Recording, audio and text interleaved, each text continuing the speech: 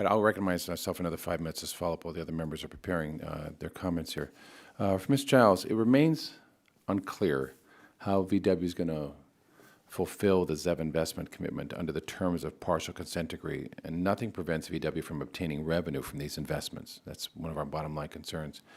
Can you point to some other examples in EPA settlements where, or enforcement actions that permit the party responsible for a violation to establish a new business or generate revenue as part of the settlement? Is there other models for this that you have?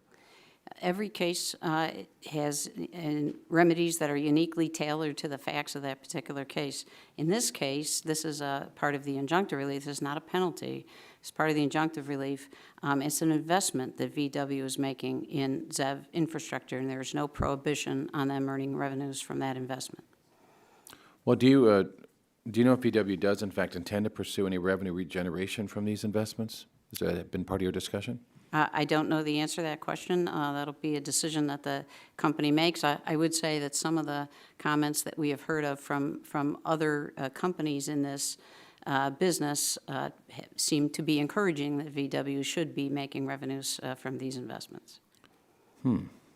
So it would seem to me that would be part of the discussion, that if someone is being penalized, but that penalty is going to allow them to actually make money, that would seem to be a bit of a contradiction and part of a discussion you might want to have with them.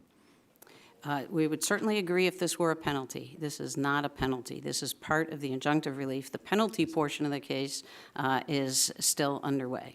So, and I understand you can't discuss all those things, but just clarify for me, if there's a penalty, is one of the options a fine? Yes, yes it is. And where will that money go if there's a fine? It goes to the Treasury. Does it go to the EPA? No, it does not. So you have no say-so on how that money is spent? The money goes to the Treasury. Okay. And now some have suggested this could also have a negative or anti-competitive effect on the existing ZEV infrastructure. Do you agree? We've heard a variety of opinions. Some of the people who are active in ZEV infrastructure think this is going to be a boon for this industry. Some are concerned about what the impacts could be. We have worked hard at trying to put sidebars on VW's investments here so that we will do as best we can to help preserve a fair and neutral market. So input from other people into what VW's plan should be, the requirement to be brand neutral, the requirement that it be updated, and the many provisions for public transparency and accountability that the agreement contains. And I myself have seen some things from one company called EVgo that thinks it might be beneficial. Another one called ChargePoint thinks that it could be an antitrust issue. And so we will have to continue and follow up with those. Ms. McCabe, by most assessments, the ZEV infrastructure investments under the terms of the partial consent decree will most likely be into electric vehicle infrastructure such as charging stations. You agree? That's the most likely thing, the charging stations? We expect that to be significant. Is the Office of Transportation and Air Quality aware of the size of the electric vehicle charging market? Can you tell us what that is? I don't have a specific number for you, Congressman, but there's clearly a lot of interest and inquiry in this from members of Congress themselves about it, and we've got a big country here with a lot of people to serve. Right. If you could get us that information, because I'm sure that would be of interest to this committee, to you as well, as understanding what that market is and the development of that and how this infrastructure investment might actually directly influence that. Mr. McCabe, according to an industry filing with the court in the partial consent decree, the market over the next 90 months for installation operation is approximately $800 million. You heard us say that. Do you think this is in the ballpark of the market size, $800 million? I really wouldn't want to opine on that, Congressman, but we'll provide you answers. Okay, thank you.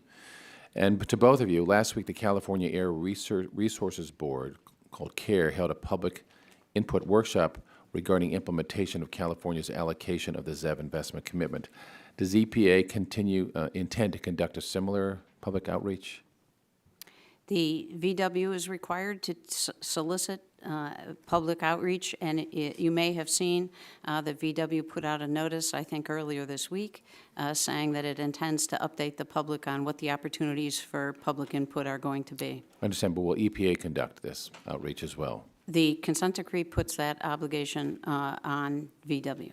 Will you have any kind of role in that as well, in how that data is collected, collated, responded to? Will you be there at the table in any way, or that you'll wait for their report? VW's obligations under the consent decree are to conduct that outreach in accordance with a public outreach obligation, and we're going to make sure, through our oversight of the consent decree implementation, that they do comply with those obligations to conduct public outreach and to consider that in the development of their plan. Thank you. Thank you. I'm out of time. Mr. Kennedy, are you ready